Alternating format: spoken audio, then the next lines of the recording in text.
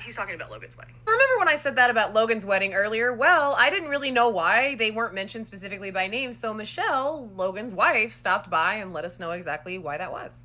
Side note, I have permission to post this. I did ask specifically if that would be something that would be okay. Go ahead and read the comment. We've got a clear-cut boundary violation because they were asked, the family was asked not to mention the wedding on the show, not to go into it, and the response, it broke my heart a little bit, is that we knew that we didn't have any control over that and they were going to do what they wanted. My God, the story of so many of our lives, huh? So not only were they asked specifically not to mention it, Michelle and Logan also didn't realize that it was going to be about a 20-minute plot point on the show, which it was. Now, with what was said, little reminder.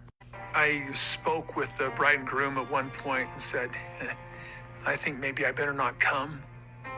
Now, I'm not going to say how I know this, but I have it on pretty good authority that Cody wasn't even expected at the wedding until the very last minute. Nobody knew that he was coming, and the people that he was seated with were other members of the family, not to mention he was only like 3 rows back. I stand corrected, 2 rows back, and this is a very open aisle-spaced corner there. And then the other assertion.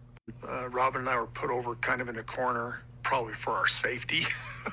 They were not, in fact, even put in a corner. However, they weren't put there for their safety. Everyone just felt like it was probably a better idea to keep the family members that are obviously having a bit of a fight away from each other so that it could be an amazing time where everyone enjoyed themselves, because it was a beautiful event that these 2 people put together so that they could share their union with their families in a beautiful, elegant way.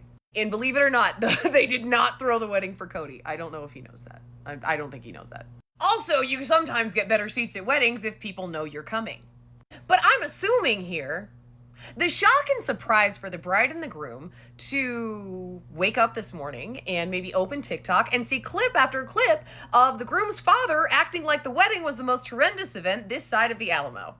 It also felt very much the way that they weren't mentioned, but the way that they were talking about it, it felt like malicious compliance more so than respect. And that's really, really unfortunate. This sort of thing is like a once-in-a-lifetime kind of thing. And if anyone's going to show up and bring that respect card, it should be your family.